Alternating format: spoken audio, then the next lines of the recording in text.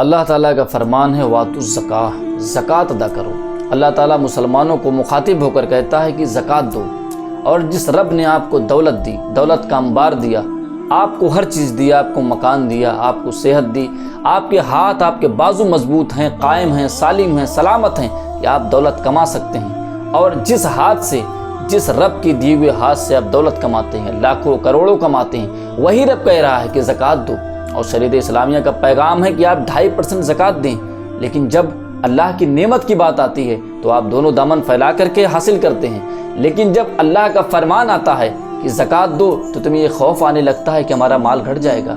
آپ خود سوچیں، آپ کس قدر اللہ کے توکل سے دور ہو گئے، آپ کا یقین اللہ پر کتنا کمزور ہو گیا۔ جو آپ کو کروڑوں روپے دے رہا ہے، جو آپ کو لاکھوں روپے دے رہا ہے، اسی کے فرمان کے مطابق 2.5% نکالنے میں آپ کو یہ خوف لاحق ہوتا ہے کہ آپ کا مال کم ہو جائے گا۔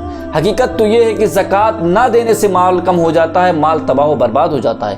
اور آقا صلی اللہ علیہ وسلم کا فرمان بھی ہے کہ جو مال برباد ہوتے ہیں زمین کے اوپر یا دریاؤں میں، وہ زکوٰۃ نہ دینے کی وجہ سے ہوتا ہے۔ زکوٰۃ دینے سے، زکوٰۃ کا مطلب ہی ہوتا ہے پاک کرنا، پاک ہونا، تو زکوٰۃ دینے سے آپ کا مال پاک ہو جاتا ہے، صاف ہو جاتا ہے، محفوظ ہو جاتا ہے۔ آپ اپنا مال رکھیں اور زکوٰۃ نہ نکالیں، وہ کسی نہ کسی طور سے اس میں نقصان ہو ہی جاتا ہے، اور کسی نہ کسی طریقے سے نکل ہی جاتا ہے۔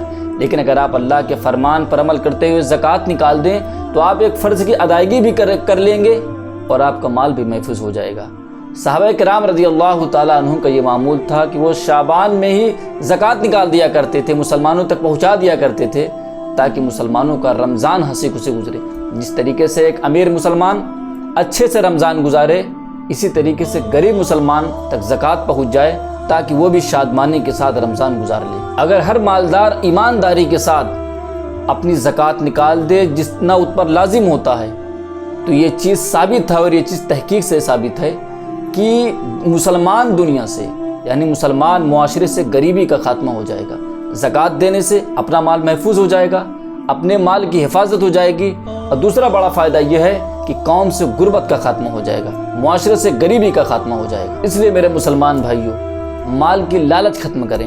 زکوٰۃ نکالنے کا، زکوٰۃ دینے کا ایک بڑا فائدہ یہ ہے کہ انسان کے دل و دماغ سے مال کی لالچ نکل جاتی ہے۔ جب انسان کے دل و دماغ سے مال کی لالچ نکل جائے گی تو وہ دنیا کے پیچھے بھاگنا چھوڑ دے گا۔ جب وہ دنیا کے پیچھے بھاگنا چھوڑے گا تو انشاءاللہ اسے اللہ کی راہ مل جائے گی۔ تو مسلمان بھائیوں، آپ اپنے دل و دماغ سے مال کی لالچ نکال دیں، اللہ کے حکم کے مطابق، اللہ کے فرمان کے مطابق آپ پر جتنا لازم ہوتا ہے اتنا زکوٰۃ نکالیں۔ بس اندازے کے مطابق نہیں کہ بس ہم نے کبھی 500 نکال دیا، کبھی 1000 نکال دیا، کبھی 2000 نکال دیا۔ آپ جیسے دوسرے کاموں میں حساب کرتے ہیں، اپنی ہر چیز کا حساب رکھتے ہیں، اسی طریقے سے اللہ کی اس عظیم پیغام کو فالو کرنے کے لیے، اس فرمان پر عمل کرنے کے لیے بھی اپنے مال کا حساب کریں۔ جتنی زکوٰۃ ہو رہی ہے 1 روپیہ بھی کم نہ دیں، تو انشاءاللہ تعالیٰ آپ کی دنیا بھی سنورے گی، آخرت میں بھی آپ کامیاب ہوں گے، اور جو دنیا میں بیچارے غریب ہیں ان کی خوشحالی کا آپ سبب بنیں گے۔ جب غریب کی خوشحالی کا سبب بنیں گے تو رسول کائنات صلی اللہ تعالی وسلم کے خوش کرنے کا سبب بنیں گے۔